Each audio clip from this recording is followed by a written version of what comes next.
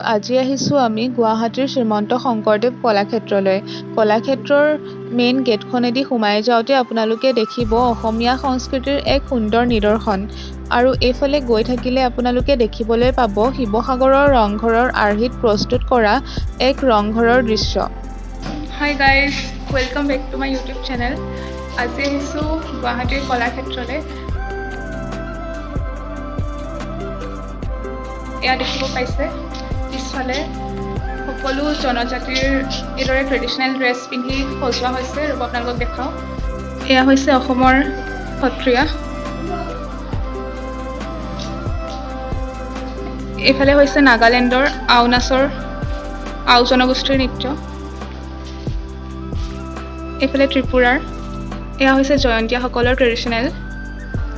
অৰুণাচল প্ৰদেশৰ জনগোষ্ঠীৰ লোকনৃত্য। এয়া মিজোৰামৰ লোকনৃত্য, নামটো চেৰাও বুলি কয়, চেৰাও নাচৰ শিল্পী।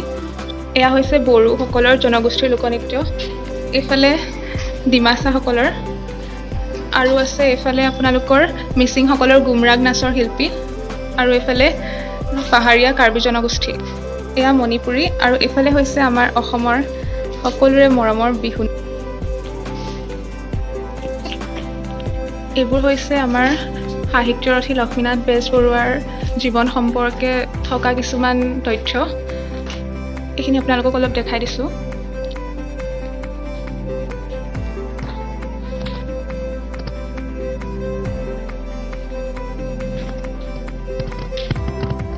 এখন চাওক, আপোনালোকে সকলোৱে নিশ্চয় জানে জোনাকী আলোচনীৰ কথা। এয়া হৈছে জোনাকী আলোচনীৰ বেটুপাতৰ ছবিখন।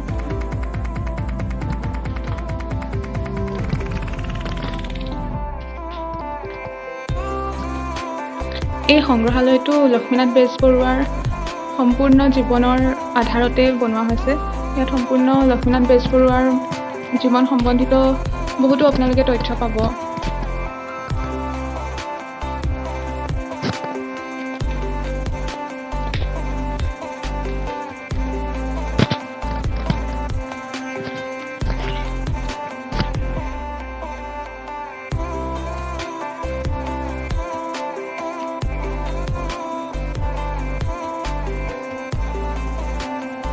আপোনালোকে সকলোৱে সৰুতে পঢ়া এইবোৰ দেখিছে, ককা দেউতা আৰু নাতি ল'ৰা, গ্ৰেণ্ডমাছ টেল আৰু এইবোৰ বুঢ়ী আইৰ সাধু, ৰসৰাজ লক্ষ্মীনাথ বেজবৰুৱাৰ শিশু সাহিত্য সম্ভাৰ, এইসমূহ তেখেতৰ ৰচনাৰাজি।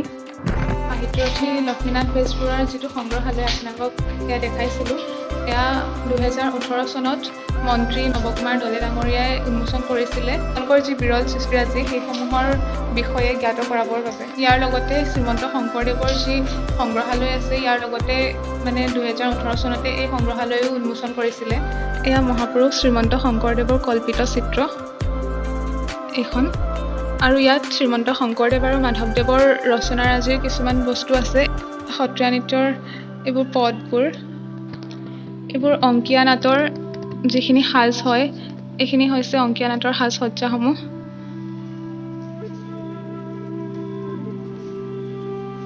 এয়া দেখিব পাইছে সচিত্ৰ ভক্তি ৰত্নাৱলী, মহাপুৰুষ শ্ৰী শ্ৰী মাধৱদেৱৰ ৰচিত, এয়া চিত্ৰ ভাগৱত। এইফালে আছে আপোনালোকৰ পাৰিজাত হৰণ নাট, সচিত্ৰ কীৰ্তন ঘোষা, ৰাম বিজয় নাট, এনেদৰে বহুতো আছে। শ্ৰীমদ ভাগৱত গীতা, এইসমূহ দেখিছে অলংকাৰসমূহ। এইফালে কাণফুলি, জোনবিৰি, এইপাত কয় চিৰিপতি বুলি।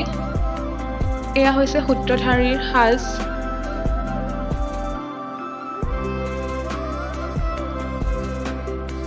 এইসমূহ বিভিন্ন ধৰণৰ অলংকাৰ, যিবোৰৰ আচলতে নামবোৰ নাজানো, এনেই আপোনালোকক দেখাই দিছোঁ।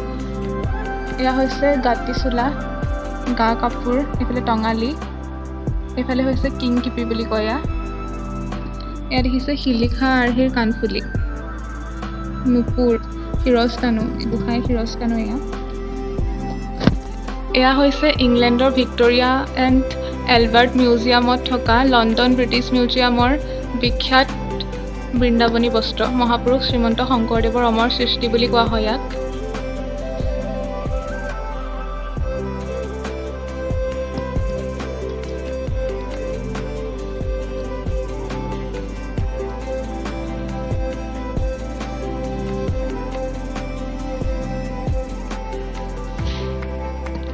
এইফালে দেখিছে গুৰুৱাখন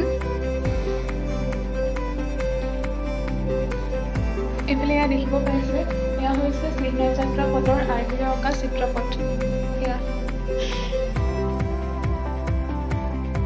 আৰু এইফালে আপোনালোকক দেখালে এইখিনি হৈছে পুৰণা টঙালী কাঞ্চী বুকুচোলা ইত্যাদি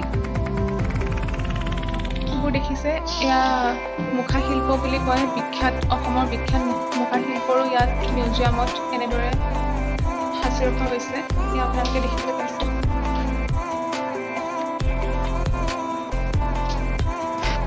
এয়া কালনাগৰ ওপৰত শ্ৰীকৃষ্ণ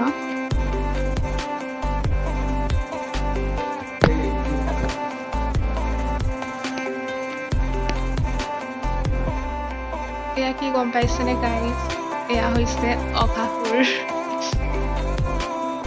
আপোনালোকক কলাক্ষেত্ৰৰ লগতে কলাক্ষেত্ৰত থকা মিউজিয়ামসমূহ মোৰ ভিডিঅ'ৰ জৰিয়তে দেখাবলৈ সম্পূৰ্ণৰূপে চেষ্টা কৰিলোঁ আৰু ইয়াত কিছুমান মিউজিয়ামত ফটো আৰু ভিডিঅ' তোলাটো এলাও নাই সেইসমূহৰ বাহিৰে মই আপোনালোকক যিমান পাৰোঁ দেখাবলৈ চেষ্টা কৰিছোঁ আশা কৰোঁ ভিডিঅ'টো লাইক কৰিব কমেণ্ট কৰিব এণ্ড চেনেলটো ছাবস্ক্ৰাইব কৰি দিব আৰু যদি ভিডিঅ'টো চাই ভাল লাগিলে তেন্তে শ্বেয়াৰ কৰিবলৈ নাপাহৰিব আৰু ইমান শেষলৈকে চোৱাৰ বাবে থেংক ইউ এনেদৰে সদায় ছাপোৰ্ট কৰি যাব থেংক ইউ ফৰ ৱাচিং